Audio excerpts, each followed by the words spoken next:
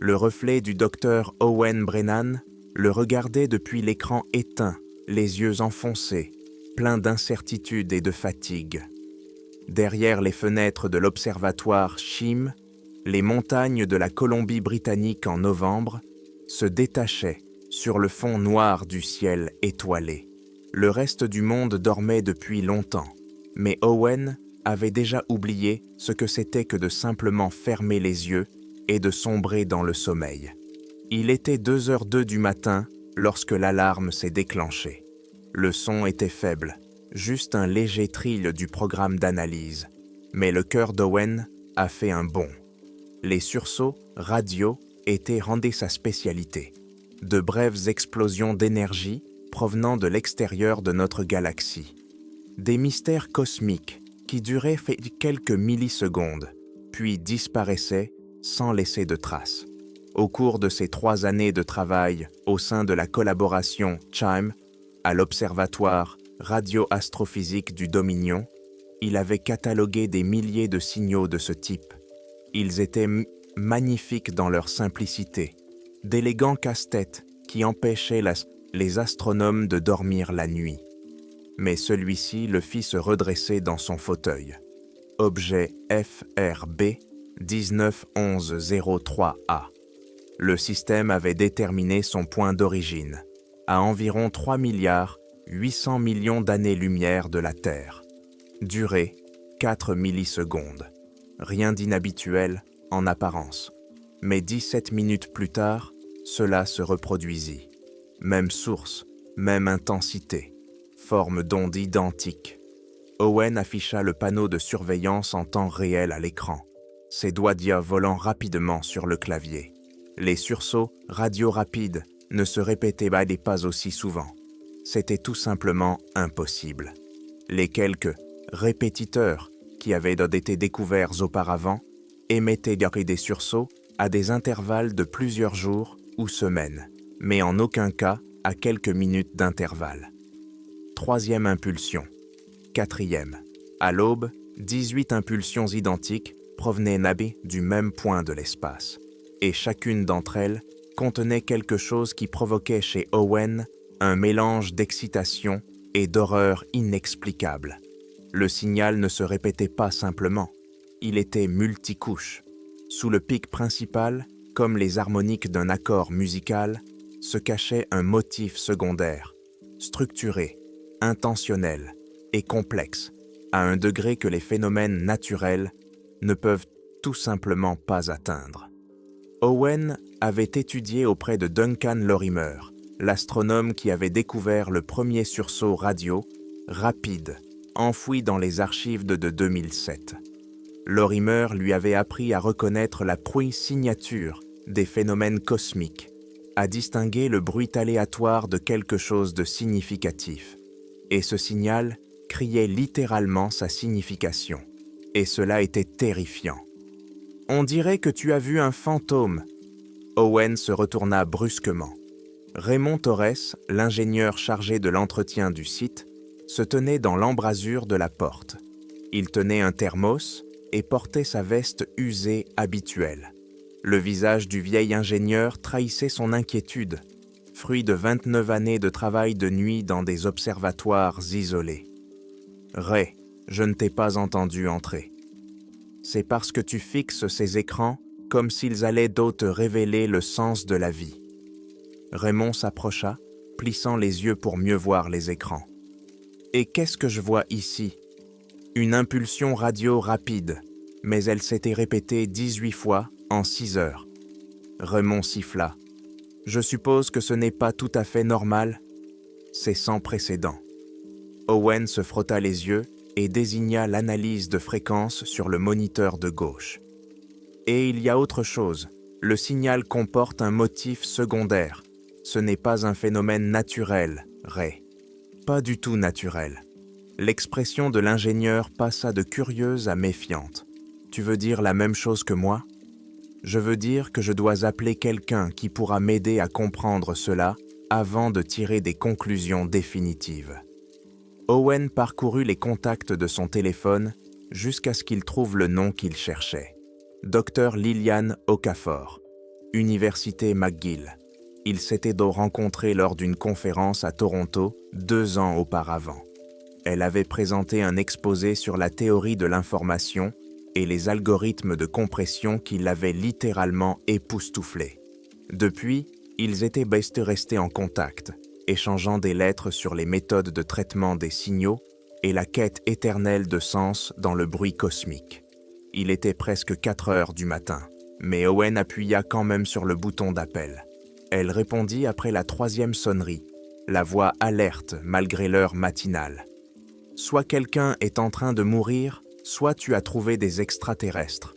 Liliane, j'ai besoin que tu regardes quelque chose. As-tu accès aux terminaux distants de ton université ?» Il y eut un silence, puis le bruit d'un drap qui bougeait. Elle était manifestement complètement réveillée.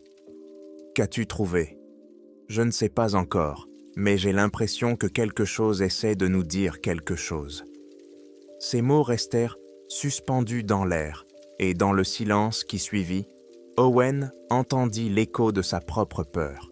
« Envoie-moi les données d'accès, » dit Liliane. « Je serai là dans 1 heure. » 12 heures plus tard, le docteur Liliane Okafor arriva à l'observatoire dans un SUV de location qui avait manifestement connu des jours meilleurs. Le coffre était rempli d'équipements portables qui auraient suffi à équiper tout un laboratoire. Owen l'accueillit sur le parking en gravier, où le faible soleil de novembre ne réchauffait guère l'air de la montagne. Elle jeta un coup d'œil à son visage et demanda « Quand as-tu fermé les yeux pour la dernière fois ?»« Peu importe. Pendant que je t'attendais, le signal s'est répété 14 fois. » Les yeux de Liliane s'écarquillèrent. Elle attrapa la plus grande mallette dans le coffre et ils se précipitèrent vers la salle d'analyse. Owen afficha les données du signal sur tous les écrans disponibles. La pièce ressemblait à un centre de contrôle spatial, des écrans lumineux partout et des lignes infinies de données. Liliane posa l'équipement et resta immobile pendant 1 minute entière. Ses yeux sombres passaient d'un écran à l'autre avec la concentration d'un maître d'échecs étudiant une partie de championnat. « Lancez l'analyse de Fourier pour la modulation secondaire, » dit-elle enfin. « Spectre complet, résolution maximale que le système peut supporter.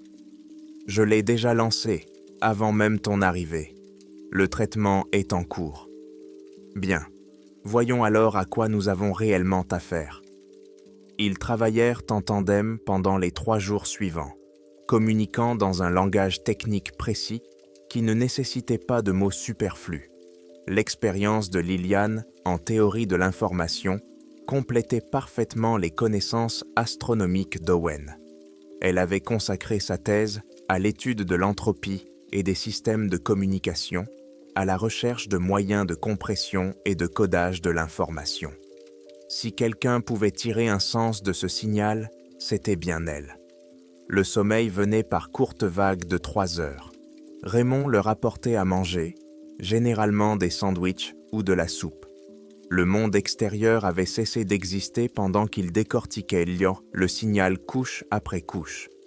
Liliane avait apporté un logiciel unique qu'elle avait mis des années à développer. Des programmes capables de trouver des modèles dans ce qui semblait aléatoire et de voir une structure là où les autres ne voyaient que du chaos. Le 3e jour, juste après midi, le logiciel a détecté quelque chose. « Owen ?» La voix de Liliane était à peine plus forte qu'un murmure. « Viens ici, immédiatement !» Il approcha sa chaise de son bureau. Elle avait isolé une bande de fréquences spécifique dans la modulation secondaire et l'avait soumise à une série de transformations en ondelettes. Le résultat à l'écran était indéniable, un motif indiquant un nombre précis, 1420,405 millièmes de mégahertz, l'arrêt de l'hydrogène, la fréquence la plus répandue dans l'univers, le signal radio de l'élément le plus abondant dans la nature. Tous les astronomes le savaient. Tous les programmes de recherche d'une intelligence extraterrestre surveillaient cette fréquence depuis les débuts de cette discipline. Ils n'utilisent même pas l'arrêt de l'hydrogène pour communiquer, dit lentement Liliane, réfléchissant aux conclusions. Ils s'y réfèrent, ils l'utilisent comme une constante universelle, comme la pierre de Rosette. Comme une clé, souffla Owen. Exactement. Une clé pour déverrouiller tout le reste. La percée eut lieu à 3h15 du matin, le 4e jour. Liliane écrivit un nouvel algorithme de décompression basé sur la clé de la ligne d'hydrogène et l'appliqua à toute la structure du signal. Au début, les écrans se remplirent de fragments de texte, de mots et de phrases épars, mais ensuite, de longues phrases cohérentes commencèrent à se former. Owen lut la première ligne complète à haute voix, la voix tremblante malgré ses efforts pour rester cliniquement détaché. Nous avons atteint la transcendance, nous avons atteint les étoiles, nous avons découvert que nous ne sommes pas seuls. La main de Liliane se posa sur son épaule et la serra. Pendant un long moment, ils restèrent tous deux silencieux. Seul le ronronnement des ventilateurs de refroidissement et le vent lointain des montagnes venaient y troubler le silence. À partir de la deuxième phrase, Owen eut la bouche sèche. Il nous a trouvés parce que nous l'avons appelé. N'appelez jamais dans le vide. Ils travaillèrent toute la nuit et toute la journée suivante, guidés par un sentiment qui n'était plus de la simple curiosité, mais qui ne pouvait pas encore être qualifié de pure terreur. Le message était colossal, condensé avec une efficacité stupéfiante dans ces brèves rafales radio. Au fur et à mesure qu'ils décodaient, et fragment après fragment, une histoire se déroulait devant eux. Non, pas une histoire. Un avertissement. La civilisation s'appelait le Dominion.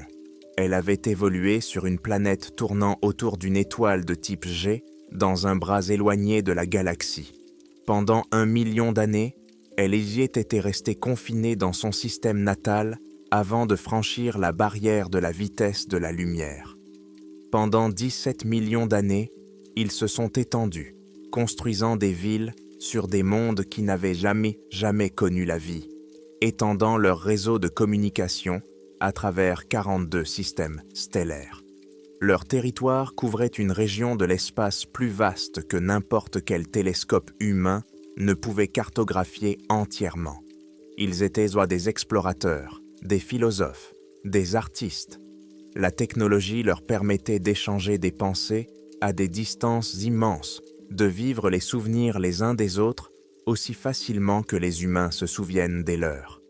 Dans leur secteur de l'espace, ils étaient Bunul, maîtres de tout ce qu'ils voyaient, et pendant des millions d'années, ils se sont demandé s'ils étaient moines seuls dans l'univers. Il y a 8000 ans selon leur calendrier, ils ont décidé de le découvrir. Ils ont construit quelque chose appelé le phare, un émetteur suffisamment puissant pour envoyer un message à chaque coin de l'univers observable, une déclaration de leur existence et une invitation à répondre. Le message était d'une élégance simple. « Nous sommes de là. Y a-t-il quelqu'un » Ils l'ont diffusé à pleine puissance, en visant chaque point du ciel où, selon eux, la vie pouvait avoir vu le jour. 6 mois plus tard, une réponse est arrivée. « Ça suffit !» La voix de Raymond interrompit la lecture d'Owen. L'ingénieur se tenait dans l'embrasure de la porte, le visage livide. « Arrêtez tout de suite. Quoi qu'il arrive ensuite, je ne veux pas l'entendre. » Owen et Liliane échangèrent un regard. Absorbés par leur travail, ils n'avaient pas remarqué Raymond entrer et sortir tous ces jours-là et n'avaient pas pensé qu'ils pouvaient entendre ce qu'il disait en faisant le tour du site. « Ray, » commença Owen, mais le vieil homme leva la main. « Docteur Brennan, je travaille dans des observatoires depuis avant votre naissance et j'ai appris une chose. Certaines connaissances sont un lourd fardeau à porter. Il y a des choses qui vous changent, simplement par le fait que vous les avez apprises. Peu importe ce que disait ce message, peu importe ce qu'il répondait à ces gens dans l'espace. J'ai le sentiment que ce n'était pas un fardeau que je voudrais porter dans ma tête. Il avait raison, bien sûr, mais pour eux tous, il était déjà trop tard. Le message du Dominion décrivait ce à quoi ils étaient confrontés. Ce n'était pas une espèce ou une civilisation. C'était quelque chose qui dépassait leur compréhension de la conscience et de l'existence. Ils l'appelaient l'auditeur. Et plus Owen et Liliane déchiffraient dans le message, plus ils comprenaient pourquoi Raymond voulait s'arrêter. L'auditeur n'était pas malveillant. Il n'était ni un prédateur, ni un envahisseur. Il n'était même pas doté d'une conscience au sens où l'entend l'être humain. Il était simplement une propriété fondamentale de l'univers, existant dans les interstices de la matière, dans les forêts de matière noire qui maintiennent les galaxies à distance les unes des autres. Quelque chose d'aussi vieux que le temps lui-même, voire plus vieux encore. Et il remarque les choses. Quand une civilisation atteint un niveau de développement suffisant pour commencer à transmettre ses intentions dans l'espace lointain.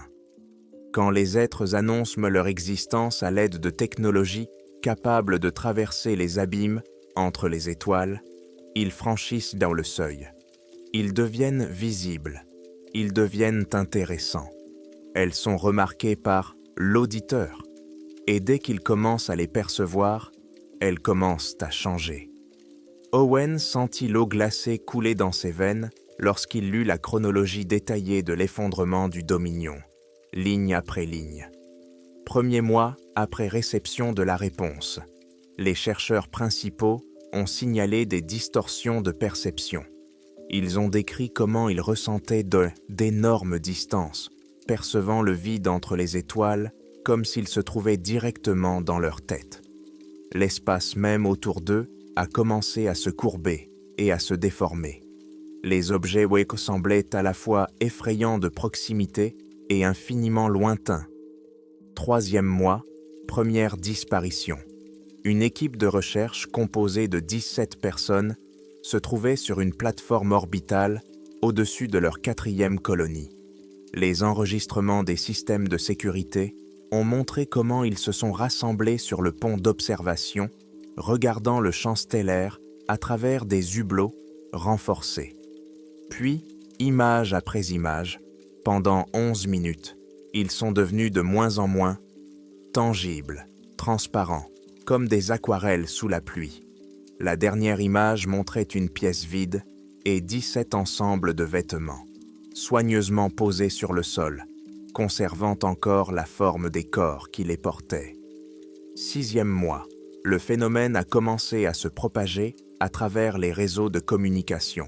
Tous ceux qui en ont pris connaissance, tous ceux qui ont vraiment compris la nature de ce qui se passait, sont devenus vulnérables.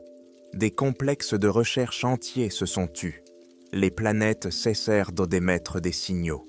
42 soleils, entourés de villes silencieuses. Les civilisations cessèrent tout simplement d'exister sous toute forme mesurable. Les protocoles de quarantaine échouèrent complètement. L'information s'était trop profondément répandue dans leur société interconnectée. La compréhension elle-même était un vecteur de contagion. La connaissance était une infection. 11e mois, les 7000 derniers survivants à bord du vaisseau spatial, espoir de l'éternité. Ils ont codé cet avertissement dans le format le plus durable qu'ils aient pu imaginer. Un rapide signal radio, multicouche, compressé, conçu pour survivre à un voyage de plusieurs milliards d'années-lumière. Et ils l'ont lancé dans l'espace, dépensant leur dernière réserve d'énergie. Le dernier passage traduit donna envie à Owen d'éteindre tous les ordinateurs de la pièce et de faire comme s'il n'avait jamais rien vu. Nous sommes les derniers. En envoyant ce message, nous vous condamnons à mort. Nous sommes désolés. Mais il est peut-être déjà trop tard pour garder le silence. En recevant ce message, dit doucement Liliane en regardant la traduction. En le décodant, en comprenant ce qu'est un auditeur, nous nous sommes peut-être déjà trahis. Nous avons déjà été découverts. Owen jeta un coup d'œil à la date de leur fichier de travail. 7 jours s'étaient dit écoulés depuis la première détection du signal. 7 jours d'exposition. 7 jours de compréhension qui s'étaient répandus dans leur esprit comme un motif givré sur une vitre. Il essaya de se souvenir de la dernière fois où il avait dormi profondément, où ses rêves avaient été exempts de vides infinis et du sentiment d'être observé par quelque chose de trop immense pour l'esprit humain. « Nous devons détruire tout cela, dit-il. Tout. Chaque copie de sauvegarde, chaque note, chaque fichier d'analyse. Tout de suite. Toute la journée, ils travaillèrent comme des possédés. Ils nettoyèrent à mort les serveurs avec des protocoles de niveau militaire, jetèrent les impressions des traductions dans l'incinérateur, détruisirent physiquement les disques durs à coups de marteau et de perceuse. Mais même au plus fort du travail, Owen savait que c'était inutile. Il l'avait vu sur le visage de Liliane au moment même où elle s'était souvenue de ce qu'elle avait fait 4 jours auparavant. « Takeshi » murmura-t-elle, la voix brisée. À l'université de Tokyo, Aisha, de l'observatoire de Jodrell Bank, Elena, de l'observatoire de Parks. Oh mon Dieu, Owen, je leur ai envoyé les données brutes du signal et mes premières de conclusions sur la décompression. Je leur ai demandé de m'aider avec l'algorithme. Owen sentit la pièce basculer sur le côté. Ou peut-être était-ce sa perception qui avait basculé. Les angles de la pièce lui semblaient soudain incorrects, comme s'ils existaient à plusieurs endroits à la fois proches, lointains et partout à la fois. Nous devons les avertir, appelez-les et dites-leur de ne pas oser analyser cela, de ne même pas essayer de comprendre. Mais lorsqu'ils ont essayé de les contacter, l'assistant du docteur Yamamoto leur a dit que le professeur avait déjà partagé ces données stupéfiantes avec l'ensemble du groupe de recherche. Le bureau du docteur Patel a répondu qu'elle avait transmis les résultats à ses collègues de l'Institut SETI. Le docteur Ruiz avait déjà inclus l'analyse préliminaire dans sa présentation pour la conférence internationale de Sydney. La connaissance se propageait de manière exponentielle, transmise par des pièces jointes dans des emails, via des dossiers cloud et dans des élans d'enthousiasme professionnel. Selon les estimations modestes d'Owen, au moins 60 personnes à travers le monde avaient déjà accès aux messages décryptés. 60 esprits brillants, essayant d'en comprendre le sens. 60 personnes qui comprenaient désormais qui était l'auditeur. 60 personnes qui avaient franchi le seuil.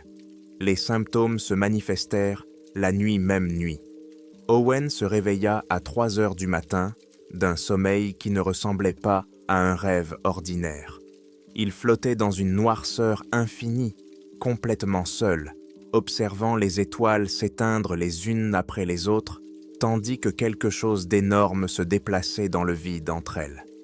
Le rêve ne le quittait pas, même après avoir ouvert les yeux, et sa tête palpitait sous l'effet d'une pression qui semblait provenir de l'extérieur. Il boitilla jusqu'à la salle de bain et s'aspergea le visage d'eau froide.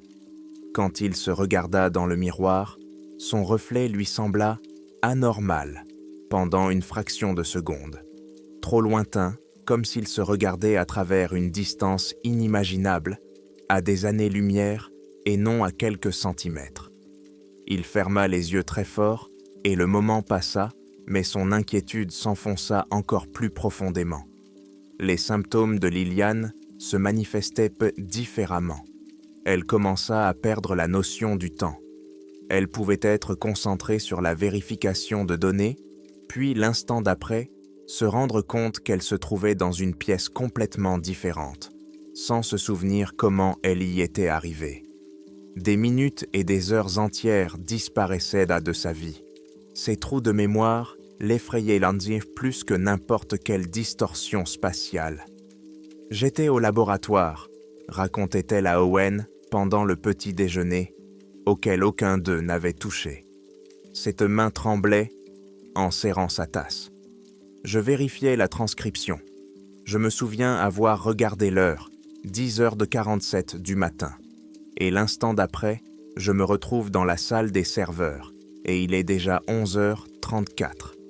47 minutes ont tout simplement disparu, Owen, et je ne me souviens de rien.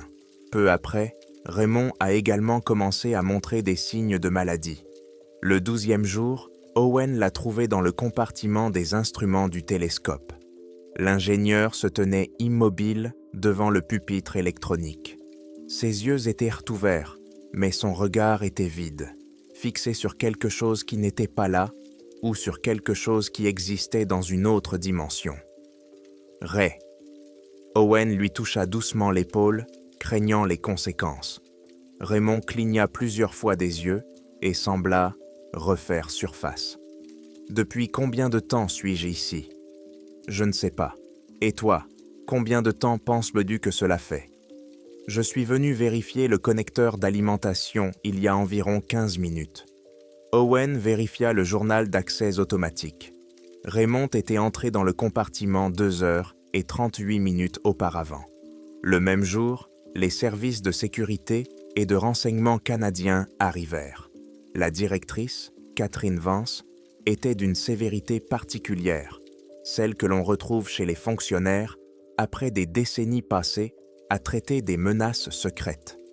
Cheveux gris acier, coupe courte, yeux qui évaluent tout ce qui l'entoure, soit comme une ressource, soit comme un problème. Ses mouvements étaient précis et avares.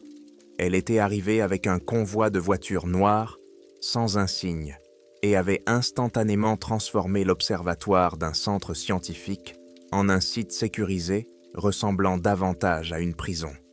Owen, Liliane et Raymond furent conduits dans la salle de conférence principale. Vance s'assit en face d'eux, une tablette à la main. Son visage exprimait un étrange mélange de compassion et d'intransigeance absolue. « Docteur Brennan » commença-t-elle sans préambule. « Combien de personnes ont accès au texte du message décrypté ? Nous ne savons pas exactement. Le signal a été enregistré le 3 novembre. Nous avons travaillé dessus pendant près de 2 semaines. Le docteur Okafor a partagé ses conclusions avec 3 collègues avant que nous comprenions de quoi il s'agissait. Ceux-ci ont à leur tour transmis les informations. Au moins 80 personnes, probablement plus. La mâchoire de Vance se crispa presque imperceptiblement. À 9h ce matin, nous avons confirmé 127 disparitions à travers le monde. Toutes sont liées, soit directement, soit par une seule poignée de main, à ceux qui ont eu accès à votre travail de décryptage. Un silence choqué s'installa dans la pièce. Owen n'entendait que les battements de son cœur dans ses oreilles. « Ce n'est pas la première fois que cela se produit, » poursuivit Vance. « Nous surveillons les messages radioastronomiques à la recherche de menaces existentielles depuis le milieu des années 70. En août 1977, un signal connu du grand public sous le nom de « WOW » a été intercepté. Les 3 astronomes qui l'ont étudié en détail ont ensuite disparu, sans laisser de traces. Nous avons réussi à localiser cet incident et à en garder les détails secrets. Il y a eu d'autres cas.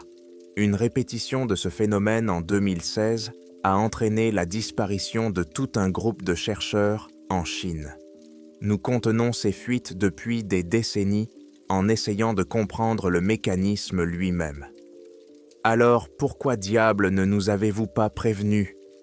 La voix de Liliane se brisa en un cri de colère et de peur. Pourquoi n'avez-vous pas fermé les programmes de SETI ? Pourquoi n'avez-vous pas mis en place des protocoles de sécurité ?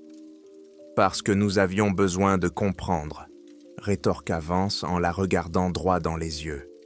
Chaque cas nous apporte un peu d'information, nous rapproche de la compréhension de ce contre quoi nous luttons.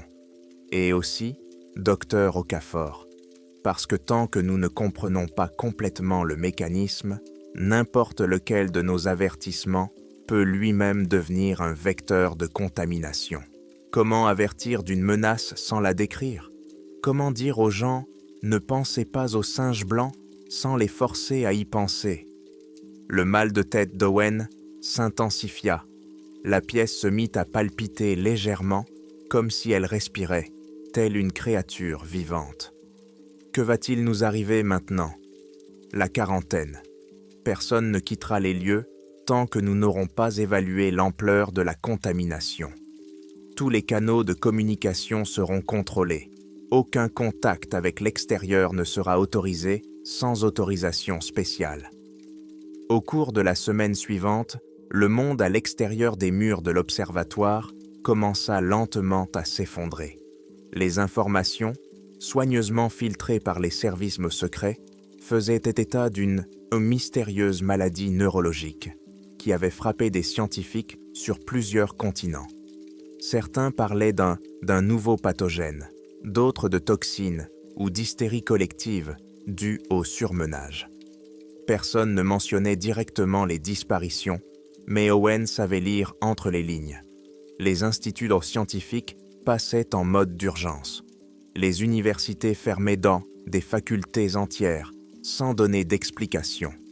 L'Institut SETI annonçait la suspension indéfinie de toutes ses opérations, refusant de faire tout commentaire. À l'intérieur de l'observatoire, l'état de la Trinité empirait.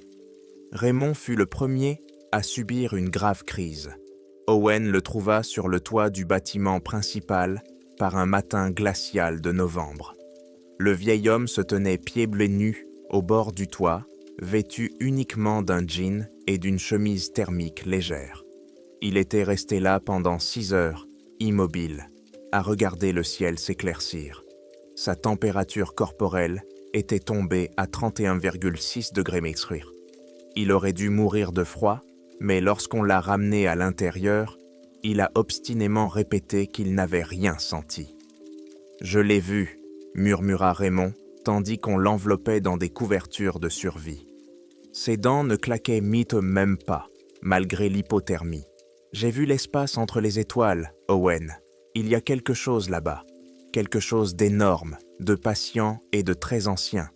Il sait que nous sommes là. Il l'a toujours su. C'est juste que nous sommes enfin devenus suffisamment intéressants pour qu'il nous remarque. » L'état de Liliane s'est rapidement détérioré après ce qui est arrivé à Raymond. Les trous de mémoire sont devenus plus fréquents et plus longs. Elle décrivait cela comme si les événements de sa vie s'étaient mélangés. Elle existait simultanément à plusieurs moments différents, comme si elle s'était détachée de l'ancrage de la relation normale de cause à effet. « Je suis ici maintenant », disait-elle à Owen un soir, le regard perdu dans le vide. « Mais je suis aussi dans le laboratoire hier, quand nous avons lancé le décryptage. Et je suis aussi dans la rue demain matin, en train de regarder le lever du soleil. Et je suis aussi nulle part, Owen. Dans les interstices entre les secondes, je sens l'espace entre les instants. Et dans cet espace, il y a quelqu'un qui observe tout, qui observe toujours. Le 19e jour, Raymond a disparu. C'est arrivé mercredi après-midi. Les caméras de surveillance l'ont filmé entrant dans le cellier au sous-sol pour prendre des filtres de rechange pour le système de ventilation. L'enregistrement montre qu'il est entré dans la pièce à 14h14. 37 secondes plus tard, l'image a tremblé. 3 images de parasites statiques, presque imperceptibles si l'on ne regardait pas attentivement. À 14h14 et 40 secondes, la vidéo s'est rétablie. Le débarras était des vides. Raymond Torres avait disparu. Ses vêtements étaient posés en piles bien ordonnées sur le sol en béton, conservant la forme volumineuse du corps qui les portait quelques instants auparavant. C'était comme s'il s'était simplement évaporé de sa propre peau. Owen trouva le téléphone de Raymond sur l'établi. La dernière photo prise juste avant d'entrer dans le débarras était une capture d'écran d'une application astronomique. Une partie du vide entre les étoiles, agrandie au maximum et renforcée par un logiciel. La légende que Ray avait eu le temps de taper disait « Maintenant je l'entends. Ça a toujours été là, bourdonnant juste en dessous du seuil de perception. Comment avons-nous pu ne pas le remarquer avant ?» Le soir même, dans un moment de désespérée lucidité, Liliane découvrit ce qu'ils avaient manqué dans leur décryptage. Elle fit irruption dans la chambre d'Owen à 2h du matin, les cheveux en bataille, les yeux brillants, soit d'espoir, soit de folie naissante. « Il y a autre chose !» s'écria-t-elle en le tirant littéralement hors du lit. C'est caché dans le codage lui-même. enfoui profondément dans le seuil de bruit de la transmission, là où nous n'aurions jamais pensé chercher. Dominion n'a pas simplement envoyé un avertissement, Owen. Ils ont envoyé une solution possible. Ils passèrent le reste de la nuit à extraire la couche de données cachée. C'était un motif de fréquence d'une incroyable complexité. Selon la théorie du Dominion, il fonctionnait sur des harmoniques inversées par rapport au mécanisme de perception de l'auditeur. « C'est un contre-signal », expliqua Liliane, tremblant d'excitation. Quelque chose créé pour rompre le lien entre la conscience humaine et l'attention de l'écouteur. Ils n'ont pas eu le temps de le tester. Leur civilisation s'est effondrée avant qu'ils aient pu construire un émetteur suffisamment puissant. Mais la théorie est dévalable. Si nous parvenons à le diffuser à la puissance et à la fréquence requises, nous couperons la connexion. Nous empêcherons la propagation de la contagion aux autres personnes. Owen a étudié les exigences techniques. Nous avons besoin d'un émetteur gigantesque, plus puissant que ce que Shim peut fournir, plus puissant que n'importe quel radiotélescope actuellement en service. Ils se regardèrent et la prise de conscience leur vint simultanément. « Arecibo » murmura Owen. L'observatoire d'Arecibo à Porto Rico. Un miroir de 300 mètres inséré dans un cratère karstique naturel. Un émetteur mégawatt capable de produire un signal efficace d'une puissance de 23 trillions de watts. L'instrument le plus puissant jamais créé par l'humanité. À ce moment-là, il était déjà prêt à être mis hors service en raison de sa vétusté et des coupes de budgétaires. Le lendemain matin, Owen présenta son plan à la directrice Vance.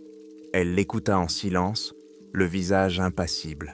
« Vous comprenez, dit-elle lorsqu'il eut terminé, que vous me demandez d'activer un objet qui est fermé pour des raisons de sécurité, pour transmettre un signal expérimental basé sur les données d'une race extraterrestre qui est peut-être déjà condamnée ? Je comprends que je suis déjà perdu, répondit Owen en la regardant dans les yeux. Liliane est dans un état encore pire. Raymond a disparu hier.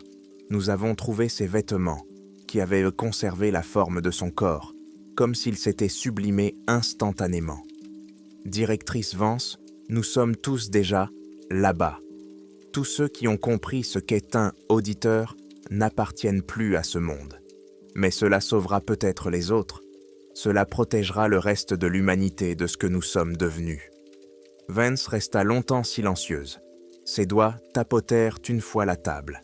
Puis, elle prit un téléphone sécurisé et commença à appeler des personnes dont Owen ne connaîtrait jamais les noms. Il fut transporté à Porto Rico dans un avion cargo militaire, sous forte sédation, afin d'éviter les crises de perte de temps pendant le vol. Liliane l'accompagna, bien que son état se soit tellement détérioré qu'elle n'existait plus que par intermittence dans le temps normal. Elle apparaissait et disparaissait de la conscience, et son corps semblait parfois translucide, comme si elle perdait peu à peu le contact avec la réalité physique. Le 30 novembre 2019.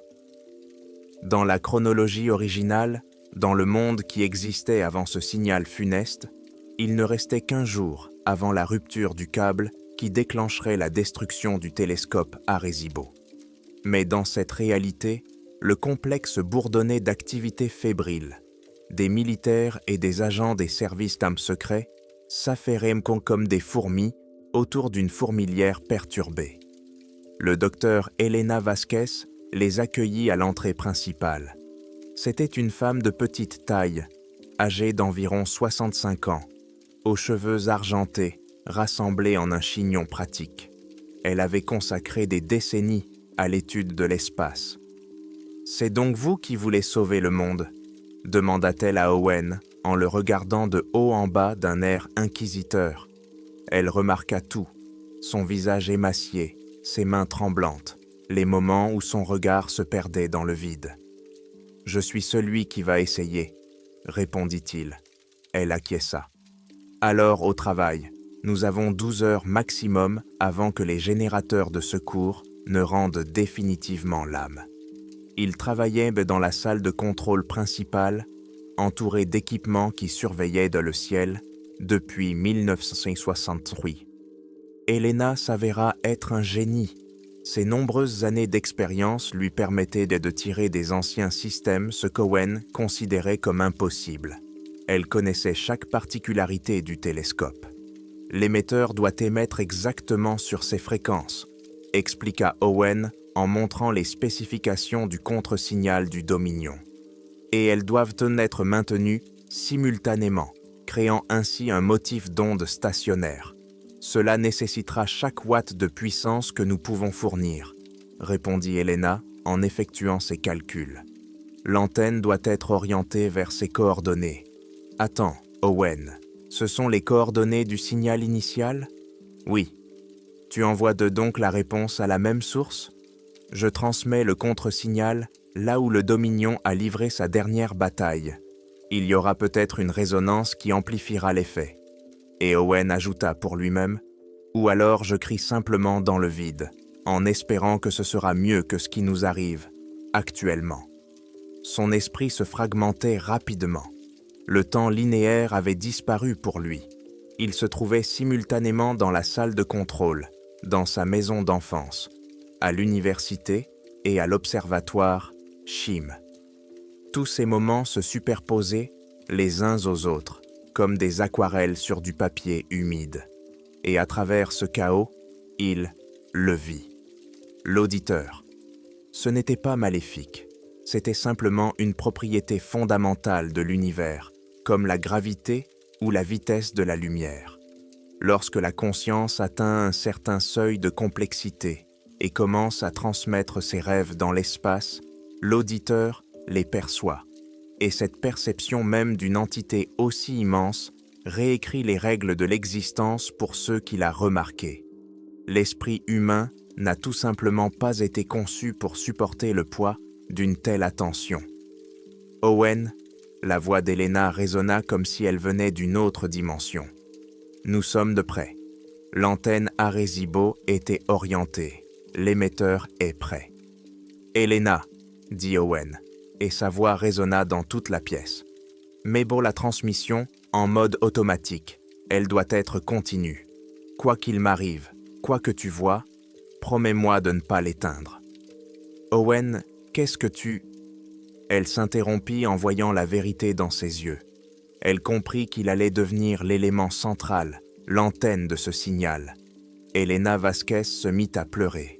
« Je te le promets, » murmura-t-elle. À 23h43, la parabole de 300 mètres d'Arecibo concentra toute sa puissance en un faisceau étroit dirigé vers un point situé à 3,8 milliards d'années-lumière. Owen Brennan cessa d'être un être humain. Sa perception vola en éclats. Il vécut chaque instant de sa vie en même temps. Il vit l'auditeur, immense, patient, présent dans la structure de la réalité. Le contre-signal traversa Owen, utilisant son esprit comme une lentille. Il s'échappa dans l'obscurité et fit quelque chose d'inconcevable. Il créa du bruit. Un bruit statique puissant dans lequel l'auditeur ne pouvait plus distinguer les consciences individuelles. C'était comme essayer d'entendre un murmure dans le rugissement d'une cascade. Partout dans le monde, les personnes touchées par le signal ont senti un poids leur être enlevé des épaules. Les disparitions ont cessé. Les anomalies de perception se sont apaisées, mais le signal devait être maintenu. Elena regarda avec horreur Owen commencer à perdre de sa densité. Il devint transparent. Ses atomes se dispersèrent comme des grains de poussière dans la lumière du soleil. « Fixez-le !» La voix d'Owen retentit dans les hauts haut-parleurs de la salle. « Elena, activez la rediffusion, s'il vous plaît. » Ses mains tremblaient lorsqu'elle programma la diffusion en boucle. Le corps d'Owen s'était complètement dissipé. Il ne restait plus qu'un tas de vêtements sur le sol, conservant la forme de son corps. Mais l'émetteur continuait à bourdonner plus fort qu'auparavant. Devenu le signal lui-même, Owen avait acquis la cohérence parfaite dont le système avait besoin. Elena resta seule dans la salle vide jusqu'à l'aube, écoutant le bourdonnement. Quelque part, dans ces fréquences, se trouvait Owen Brennan, un fantôme dans une machine, protégeant l'humanité. 6 mois s'écoulèrent. Le monde commença à revenir à une sorte de normalité. Les disparitions cessèrent, mais 2847 personnes à travers le monde avaient disparu à jamais. Owen, Liliane, Raymond, ils avaient été effacés. L'observatoire d'Arecibo est devenu l'endroit le plus surveillé de la planète. Il fonctionnait 24 heures sur 24, 365 jours par an. Elena dirigeait désormais le complexe, veillant à ce que le contre-signal ne vacille pas d'une microseconde. Tous les programmes SETI ont été définitivement interdits par un traité international. L'humanité a appris la leçon. Le silence est infiniment plus sûr qu'un cri dans le vide. Mais les scientifiques travaillant dans l'espace lointain continuaient à faire état de sensations étranges. Le sentiment d'être observé, une pression à la limite de la conscience, comme si quelqu'un d'énorme se tenait derrière eux dans une pièce sombre. Il y a 3 semaines, Elena a remarqué quelque chose d'étrange. Des modulations microscopiques sont apparues dans la transmission. Quelque chose ajoutait des informations au signal d'Owen. Elle alla passer 3 jours sans dormir à analyser le signal jusqu'à ce qu'elle comprenne. C'était un code. Le texte contenait les coordonnées de 17 systèmes stellaires différents. Tous appartenaient à des civilisations disparues. Le Dominion n'était que l'une d'entre elles. La dernière ligne que la conscience d'Owen a pu transmettre disait « Je le vois d'ici. Nous ne nous cachons pas de lui avec ce signal. Nous le nourrissons. Chaque conscience qui comprend devient une partie de lui. Je suis toujours là, Elena. Et il est très, très affamé. Il a toujours été affamé. » La directrice Vance arriva sur place avant l'aube. Après avoir lu le rapport, elle ne semblait pas seulement effrayée, elle semblait condamnée. « Depuis combien de temps le saviez-vous » demanda Elena. « Nous nous en doutions depuis environ 2 mois, » répondit Vance. « D'autres stations ont détecté des signaux similaires provenant de ces 17 systèmes. Ils sont tous synchronisés avec Arecibo à la microseconde près. »« Le réseau » murmura Elena. « Nous ne nous cachons pas. Nous avons relié tous les mondes morts en un seul réseau. » Vance afficha une carte stellaire. Ces 17 systèmes formaient un motif géométrique parfait dans l'espace, et la Terre était en son centre. « Ce n'est pas une coïncidence, Elena. Nous avons été cultivés. Quelqu'un a ensemencé ces mondes il y a des millions d'années et a attendu que nous mûrissions. Et maintenant, nous avons créé nous-mêmes un phare. » À ce moment-là, le terminal émit un bip, un nouveau signal, FRB 2600105A. Il provenait d'un point dans l'espace lointain où il n'y avait rien, ni étoile, ni matière, juste le vide, et il était des millions de fois plus puissant que tout ce qu'ils avaient jamais vu. Les premiers mots furent de déchiffrer instantanément. « Merci d'avoir appelé. » Elena tendit la main vers le bouton d'arrêt d'urgence, mais sa main traversa le bouton comme de la fumée. Elle regarda ses doigts avec horreur. Ils étaient mi- et transparents. Les étoiles brillaient à travers sa chair et ses os. Elle commença à se désintégrer. Sa dernière pensée fut la prise de conscience suivante. L'auditeur n'avait jamais essayé de les détruire. Il les avait préparés. Il les avait rendus mûrs pour quelqu'un d'autre. Pour celui qui cultivait ces jardins de conscience depuis des milliards d'années. Et maintenant, la moisson avait commencé. Au-dessus de l'observatoire d'Arecibo, l'énorme parabole continuait sa transmission éternelle, appelant ceux qui attendaient, dans le vide. Dans la salle de contrôle vide, 2 ensembles de vêtements gisèrent sur le sol, et dans l'obscurité insondable, entre les étoiles, quelque chose d'incroyablement ancien et affamé commença son voyage vers la Terre. Le voyage prendra du temps. Mais le temps n'a aucune importance pour celui qui attend depuis la création du monde. En essayant de se cacher d'un prédateur, l'humanité a elle-même appelé celui qui est infiniment pire. Le signal continuait de retentir. La moisson avait commencé.